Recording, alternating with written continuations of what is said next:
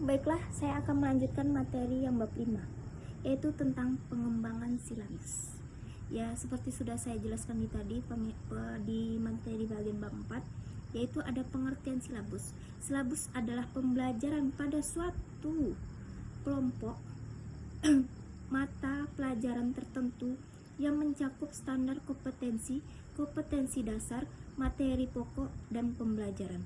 Landasan pengembangan silabus yang pertama yaitu ada dalam Peraturan Pemerintah Republik Indonesia Nomor 19 Tahun 2005 tentang Standar Nasional Pendidik Pasal 17 Ayat 2 yang berbunyi sekolah dan komite, sekolah atau madrasah dan komite atau madrasah mengembangkan kurikulum tingkat satuan pendidikan dan silabusnya berdasarkan kerangka dasar kurikulum. Yang selanjutnya ada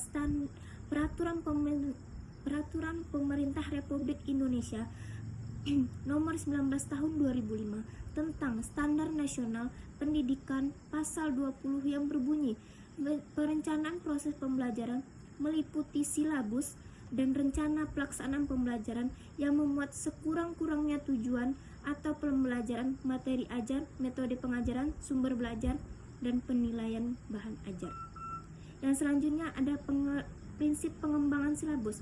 Yang pertama ada ilmiah, yang kedua ada relevan, yang ketiga sistematis, yang keempat konsisten, yang kelima memadai, yang keenam aktual dan kontekstual, yang ketujuh fleksibel, yang kedelapan menyeluruh. Baiklah, selanjutnya ada unit waktu silabus.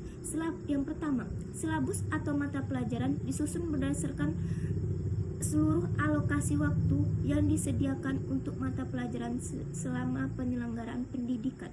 Yang kedua, penyusunan silabus memperhatikan akses waktu yang disediakan per semester, per tahun, dan alokasi waktu mata pembelajaran yang lain yang sekelompok.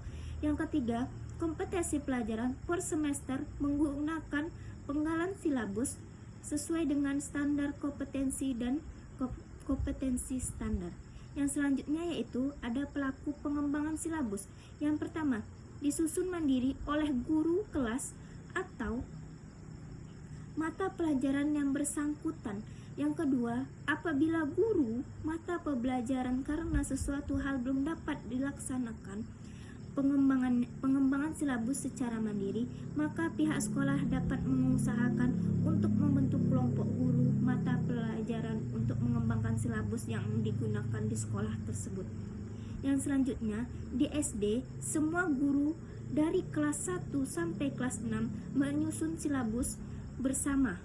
Selanjutnya, sekolah yang belum mampu mengembangkan silabus secara mandiri sebaiknya bergabung dengan sekolah-sekolah lain, forum, MGMP atau PKG. Selanjutnya, Dinas Pendidikan setempat memfasilitasi penyusunan silabus dengan membentuk sebuah tim yang terdiri dari guru yang berpengalaman di bidangnya masing-masing. Kompetisi silabus. Ada yang pertama standar kompetisi, kompetisi dasar, materi pokok, kegiatan belajar, indikator pokok, indikator penilaian, alokasi waktu, dan sumber belajar.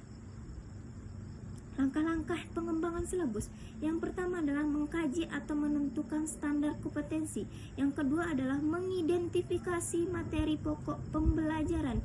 Yang ketiga adalah melakukan pemetaan kompetisi. Yang keempat adalah mengembangkan kegiatan pembelajaran. Yang kelima adalah memuaskan indikator pencapaian kompetisi. Dan yang keenam adalah menentukan jenis penilaian.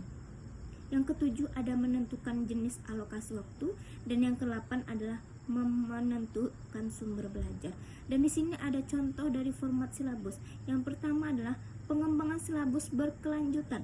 Maksudnya adalah silabus dijabarkan ke dalam rencana pelaksanaan memperhatikan masuk hasil evaluasi hasil belajar. Yang kedua, pelaksanaan penyusunan kurikulum tingkat satuan pendidikan.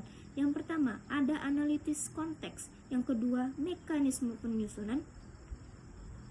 Ada tim penyusunan, kegiatan, dan pemberlakuan. Terima kasih. Itu materi dari bab 5. Terima kasih.